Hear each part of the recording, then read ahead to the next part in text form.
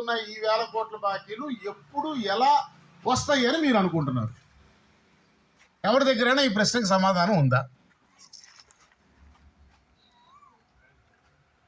So వీటి గురించి అప్పుడప్పుడు మాట్లాడితే, పేపర్ స్టేట్మెంట్ ఇస్తే, సరే ఉద్యోగస్తులు ఏదో మళ్ళీ గొడవ చేస్తున్నారని ఓ జాయింట్ హాప్కిన్స్ మీటింగ్ పెట్టి వాళ్ళని ఏదో కాస్త ఎంగేజ్ చేయండి అంటే వీళ్ళు మళ్ళీ ఆ కుర్చీల కోసం తోసుకుని అక్కడికి వెళ్ళి కూర్చుని ఫోటోలు దిగి అవి లోపల తూనా బొడ్డు ఏముండదు, బయటకు వచ్చి లోపల 7 నిమిషాలు మాట్లాడినోడు బయట 70 నిమిషాలు ప్రెస్ మీట్ చెప్తాడు.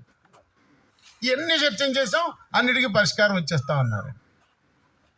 గత 5 సంవత్సరాలు చూసాంగా. మేము ఊహించిన వరాలు ఇచ్చేసాడు ముఖ్యమంత్రి అని చెప్పారుగా వీళ్ళే.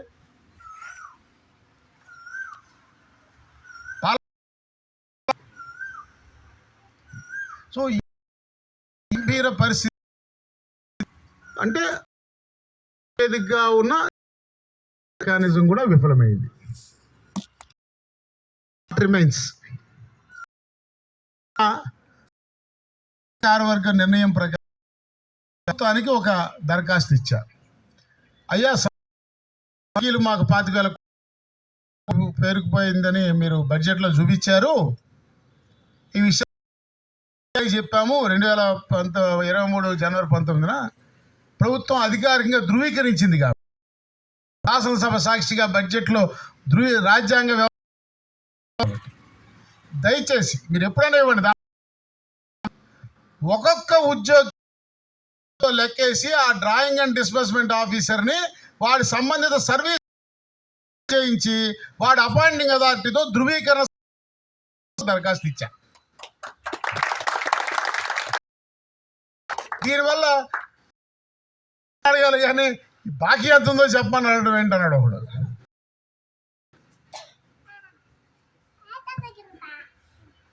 వైరి వర్గాల అంచనాకి అందకపోవటమే ఆంధ్రప్రదేశ్ ప్రభుత్వ ఉద్యోగుల సంఘం యొక్క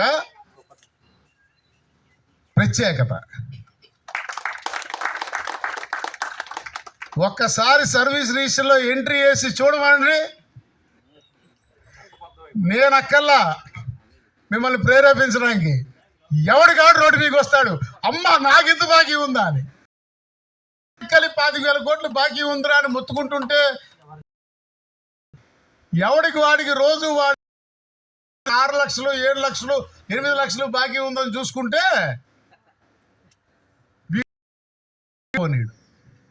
ఎందుకంటే అది రూపాయికి ఈ సమాజంలో ఉన్న విలువ అటువంటిది. ఆ రూపాయితో మధ్యతరగతి వాడైన ఉద్యోగికున్న అవసరం అటువంటిది, ఆశ అటువంటిది. ఈ 4 వాడిని నిద్రపోనీయవు. నేను చెప్తే ఎక్కట్లా, నేను 3 ఏళ్ళ నుంచి కొంత చేయించుకుంటున్నా. 1,100 కోట్లు బాకీ అప్పటి నుంచి చెప్తున్నా, అయ్యా ఇది ఇప్పుడు 1,100 కోట్లు వచ్చింది, 3 నెలలు లేదు, ఇది రేపు ఇలాగే వదిలేస్తే 5,000 వెళ్ళిపోద్ది, 10,000 వెళ్ళిపోద్ది, 15,000 వెళ్ళిపోద్ది, 20,000 వెళ్ళిపోద్ది, 25,000 వెళ్ళిపోద్ది అని ప్రతి ఊర్లో మీటింగ్లో గొంతు చేయించుకుని మీరు విసుగు వచ్చినా సరే 1.5 సేపు ఉపన్యాసాలు చెప్పారు. విన్నారు, తప్పట్లు కొట్టారు, పెట్టిన భోజనాలు తిన్నారు, మీ దారిన మీరు చక్కపోయారు, నా మట్టుకు నేను పోయా, దాన్ని అలా చెప్తున్నానని నన్ను చంపేమన్నాడు. ఆ మాట అనేటప్పటికి నేను ఎవరో మీకు తెలియదు అన్నారు.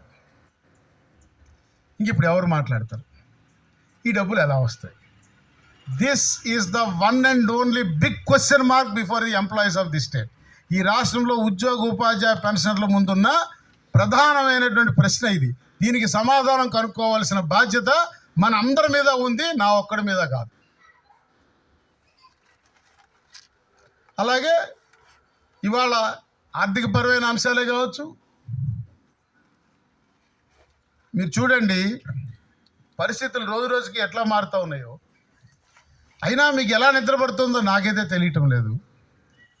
పక్క రాష్ట్ర ముఖ్యమంత్రి రాష్ట్ర విభజన నాటికి అది ధనిక రాష్ట్రం, మనది పేద రాష్ట్రంగా విభజన జరిగినటువంటి రాష్ట్ర ముఖ్యమంత్రి నా చొక్కా చెప్పినా నేను రూపాయి ఇవ్వలేని ఏం చేసుకుంటారో చేసుకోబోమన్నాడు ఉద్యోగ సంఘాలని. మీరే గ్రూపులో వైరల్ చేశారు, నేను చూడలే. అందరూ ప్రతివాడు వాడికి రాగానే మనకున్న అలవాటు కదా, అందులో ఏముందో చూడకుండా వాడి కాంటాక్ట్లో ఉన్న అందరికీ ఫార్వర్డ్ చేశాడు. చేశారా లేదా? చూసారా లేదా? ఆయన చెప్పాడు, ఇక్కడ చెప్పట్లా, ఇక్కడ అధికారికంగా చెప్పటలా, కానీ పరోక్షంగా చెప్పారు ఇక్కడ కూడా.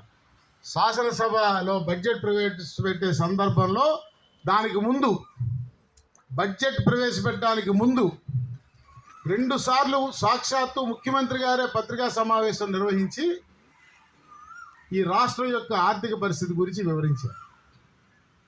బడ్జెట్ కంటే ముందు ఈ దేశంలో అత్యంత సీనియర్ మోస్ట్ రాజకీయ నాయకుడిగా ఉన్న